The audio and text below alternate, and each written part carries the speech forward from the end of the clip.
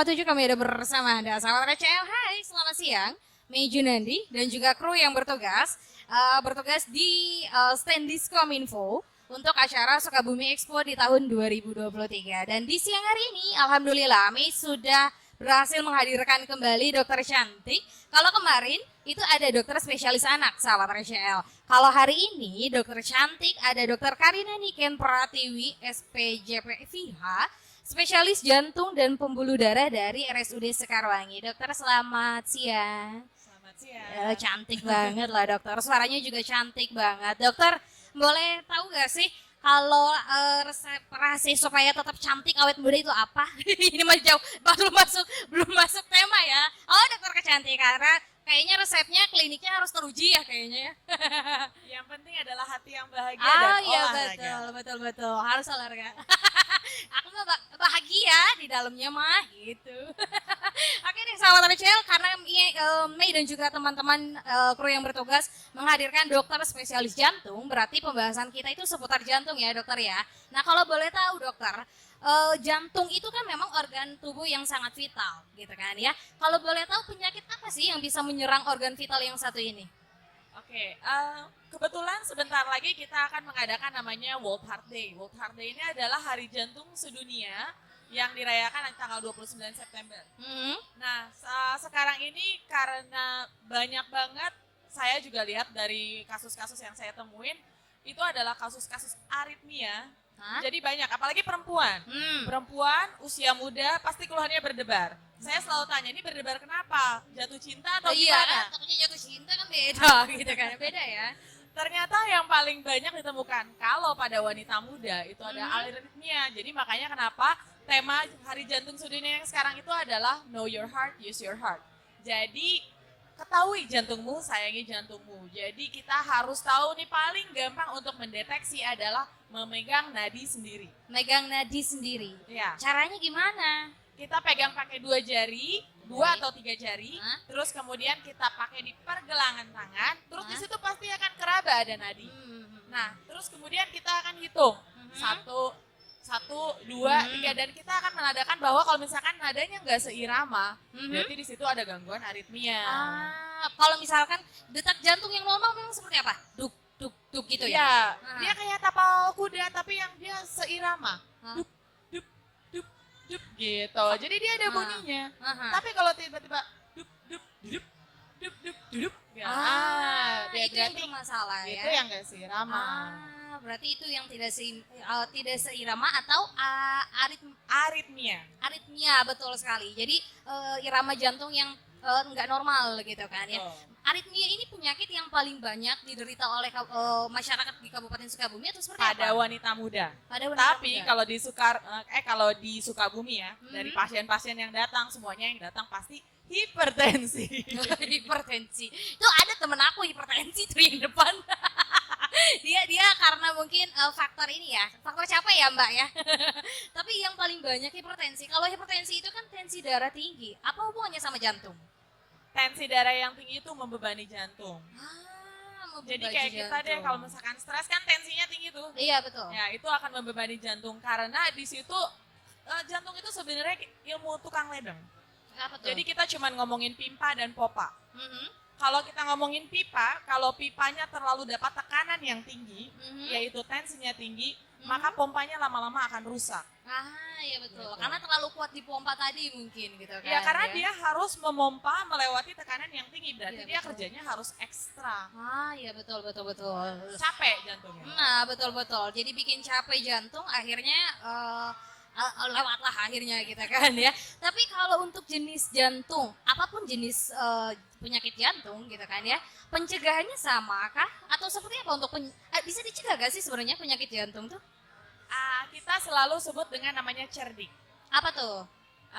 Jadi setiap aktivitas itu, jadi semuanya sama sebenarnya, yang penting jaga makan, olahraga, terus kemudian aktivitas fisik juga harus ditingkatkan, kemudian hindari stres dan juga nggak merokok. Tentunya itu sebenarnya hal-hal yang sudah diketahui pada betul, masyarakat umum, betul. tapi mereka nggak mau ngejalanin. Betul, tidak mau menjalankan, atau mungkin mereka secara nggak sadar menjalani pola hidup yang tidak sehat, mungkin gitu ya. Betul. Secara garis besarnya karena pola hidup yang tidak sehat gitu kan ya. Tapi kalau misalkan tadi dokter Karina bilang anak muda, perempuan muda, memang bisa menyerang siapa saja. Sekarang penyakit jantung nggak kenal umur. Nggak kenal umur. Jadi kadang penyakit jantung itu kalau yang paling muda yang saya temuin memang paling banyak adalah laki-laki.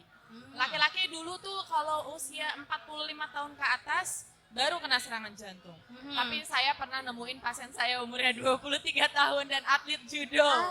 Serangan jantung Kenapa? fatal. Karena pola hidup tadi. Karena merokok, heavy smoker, perokok berat. Perokok berat, makanya jangan ngerokok, makanya cowok takut nanti meninggal muda kan ngeri ya. Tapi iya betul gara-gara ngerokok.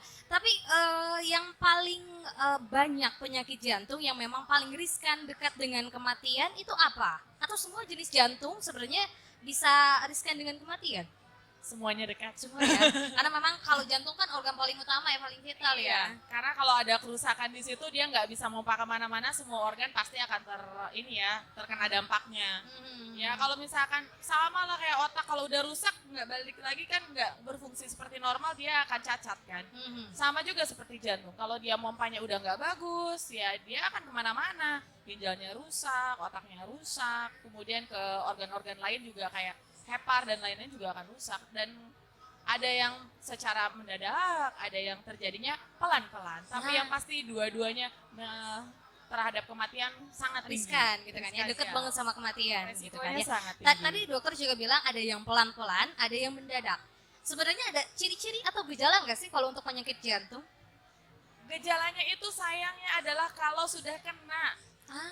Kalau misalkan pencegahan, kita nggak bisa tahu gejalanya.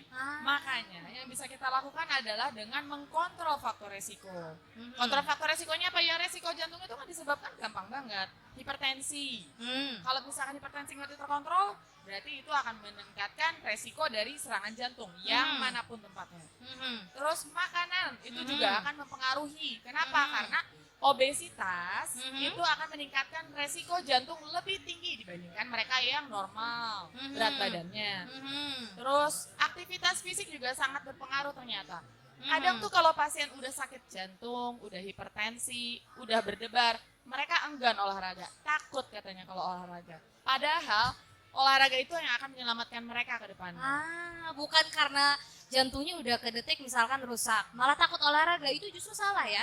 Bukan, Yang pasien salah. orang dengan sakit jantung yang pompanya udah turun-turun itu saya justru paksa olahraga. Kenapa? Karena memaksimalkan fungsi yang bisa dipakai. Justru dengan dengan olahraga itu membantu memaksimalkan fungsi jantung, mengembalikan lagi fungsinya gitu kan ya. Ibaratnya gini, kita punya modal 60 sama modal 30. Kalau kita bisa memaksimalkan 30 dimaksimalkan fungsinya, itu akan lebih baik dengan mereka yang modal 60 tapi cuma dipakai 10, 20 gitu.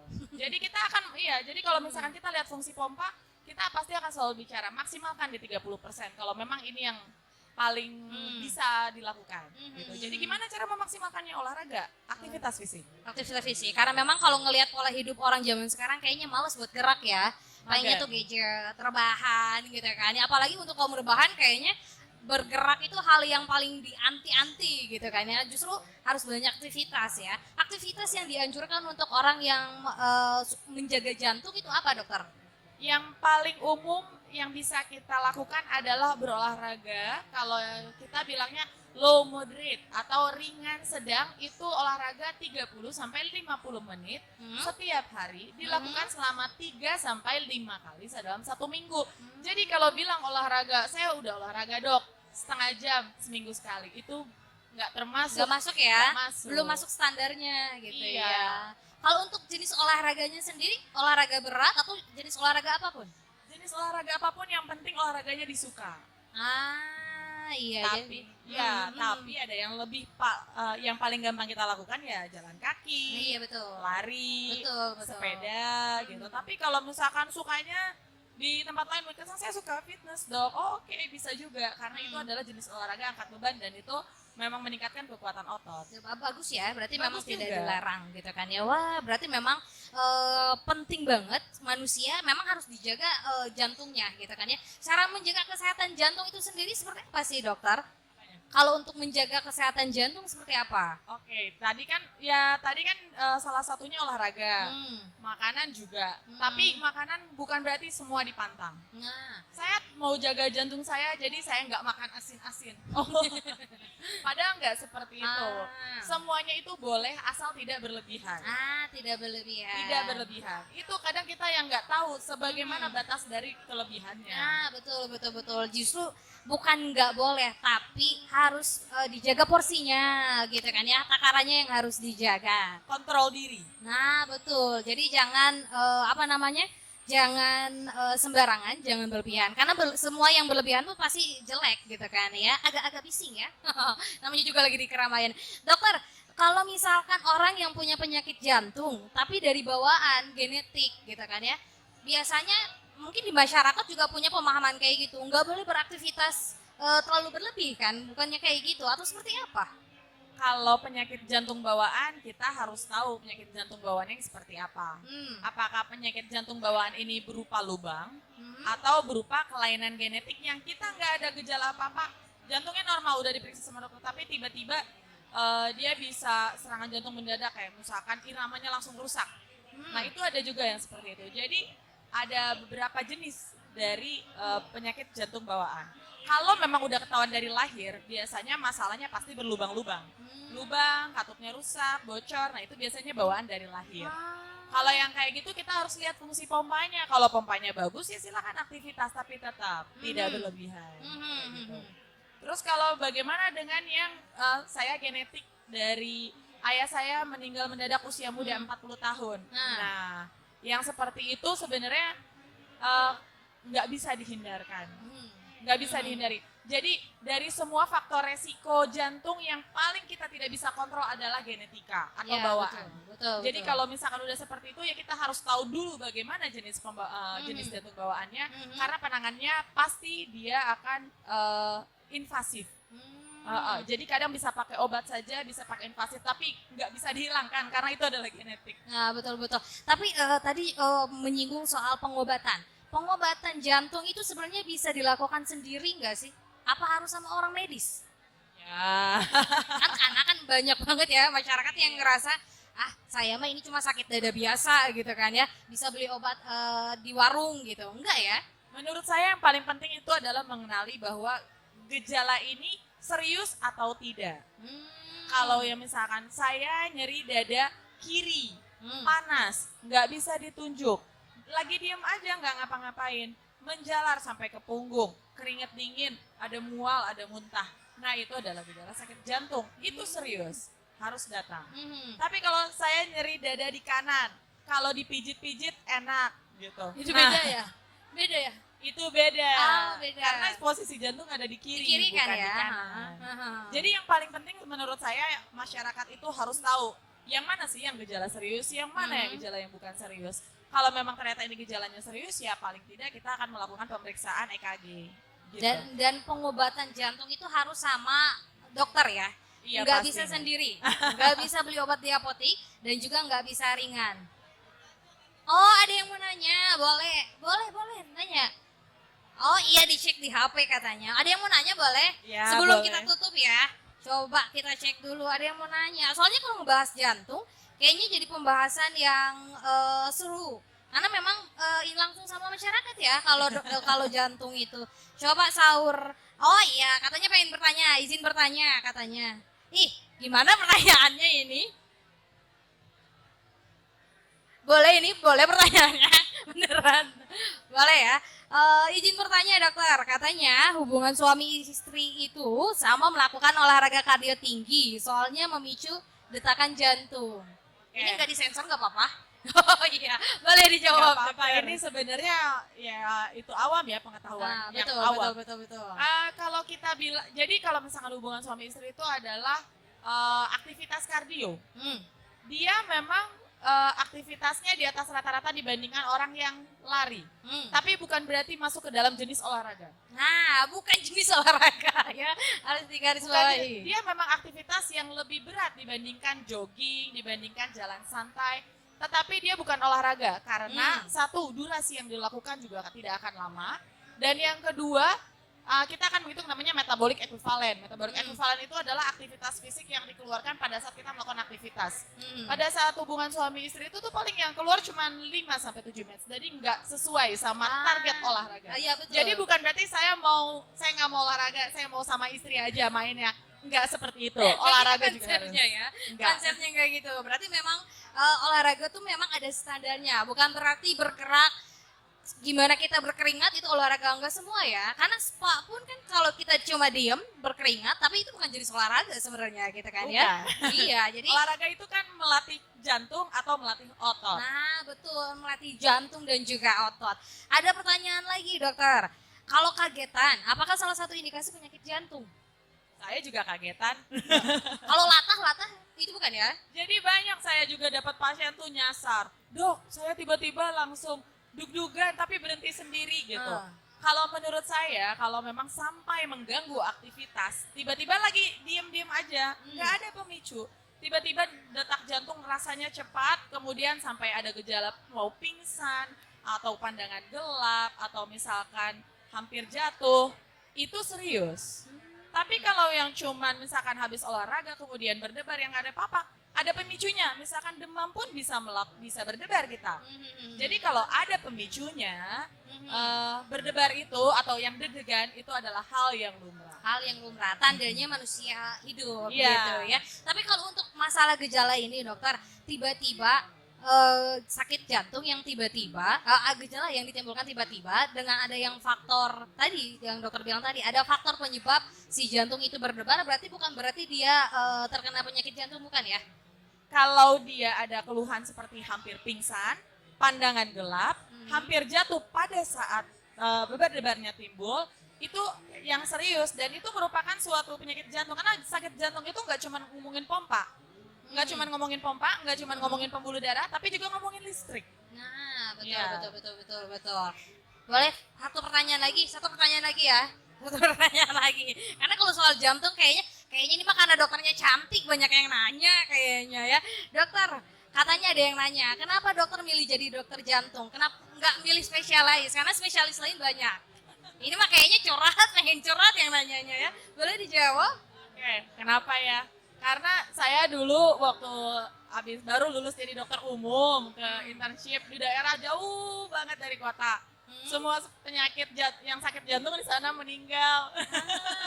Jadi saya mikir, wah gawat ini kalau di daerah nggak ada dokter jantung. Jadi ya itulah singkat ceritanya. Betul. Ada ceritanya ya, ada latar belakangnya. Udah nggak kepo lagi. Apa mau sekalian aja nomor telepon Bu Dokter? Enggak ya? Satu pertanyaan lagi, oh masih ada. Itu kan, ini mah kayaknya karena dokternya cantik, makanya banyak yang nanya ya. Satu pertanyaan lagi, dokter kalau deg-degan lihat dokter, apakah saya sakit jantung? Itu mah pertanda jatuh cinta. Itu mah pertanda jatuh cinta. Ayo diperiksa ke sekarang. Oh boleh ya? Iya betul boleh. Langsung dokter aja ke RSUD Sukarawangi kayaknya ya. Dokter, satu pertanyaan terakhir. Karena kan tanggal 29 September itu Hari Jantung Dunia ya. Ada gerakan khusus atau kampanye khusus di tahun ini untuk menyadarkan masyarakat supaya bisa menjaga kesehatan jantungnya? Meraba nadi sendiri. Jadi kalau sekarang kan lagi musim smartwatch, terus kadang suka ada EKG-nya tuh keluar. Iya. Aduh, iramanya nggak benar gitu. Nah, itu harus dikonsultasikan. Benar nggak nih, sesuai nggak? Tapi yang paling gampang adalah pegang tadi yang seperti saya bilang, pakai 3 jari, taruh di pergelangan tangan, hitung sendiri ada nadanya. Lup, dup, lup, dup. Kalau seirama, ya oke. Dan hitung ya, normalnya 60 sampai 100 kali per menit. Kalau di bawah itu, wah ada sesuatu nggak nih? Kalau di atas itu, ya ada sesuatu juga nggak nih? Begitu. Nah, berarti memang sebenarnya bisa dideteksi dini secara mandiri gitu kan ya. Tapi diceknya itu setelah olahraga atau kita lagi diem iseng ngecek atau seperti apa? Lagi diem aja, Lagi istirahat. diem aja ya? Karena kita menghitung nadinya itu pada saat istirahat. Oh lagi istirahat. Udah ya, gak ada nanya lagi ya? Masih ada pertanyaan, satu lagi. Oh enggak ya? Kayaknya karena dokternya cantik pengen lama-lama ngobrolnya kayaknya ya. Ya udah deh, terakhir dokter, pesan untuk masyarakat supaya mau lebih bergerak, silahkan dokter. Oke, pesan saya kepada Sukabumi dalam rangka hari jadi ini, karena saya banyak banget ketemu pasien yang tidak menyayangi dirinya sendiri. Semua penyakit jantung itu sebenarnya dimulai dari menyayangi diri sendiri. Kita tahu apa yang terbaik tapi kita tidak melakukan. Seperti bagaimana cara kita menjaga makan, bagaimana kita mengatur aktivitas fisik, bagaimana kita mengatur waktu pola tidur, dan juga bagaimana kita tidak berolahraga, paling tidak memberikan tubuh ini reward, kayak hadiah. Dalam 1 minggu setelah bekerja itu kita harus memberikan hadiah pada tubuh ini palingnya 30-50 menit, yaitu dengan caranya olahraga. Olahraga ya, karena kunci menjaga jantung itu olahraga ya dokter ya. Betul. Dokter kalau mau ketemu dokter di Rumah Sakit Sukarwangi, di hari apa aja dokter? Saya setiap Senin sampai Jumat. Setiap Senin sampai Jumat Ya, ya. hampir tiap hari. Berarti kalau memang mau konsultasi bisa ya. Boleh. Bisa konsultasi pelayanannya di RSUD Sekarwangi di bawah sini ya, 0858 1700 7800. Iya, hafal dong ya. Jangan lupa ya sahabat RCL kalau mau cek kesehatan jantung bisa langsung barengan Dokter Karina Niken Pertiwi. Terima kasih ya dokter sudah mau berbincang, Sama-sama. sudah mau berbagi ilmunya barengan kita di hari ini. Mudah-mudahan sehat terus. Jangan lupa kalau kalian sayang sama Dokter Niken, sayangi juga jantung kalian ya. Mejunani yang bertugas, sahabat RCL beserta kru RCL, kami ada bersama Anda.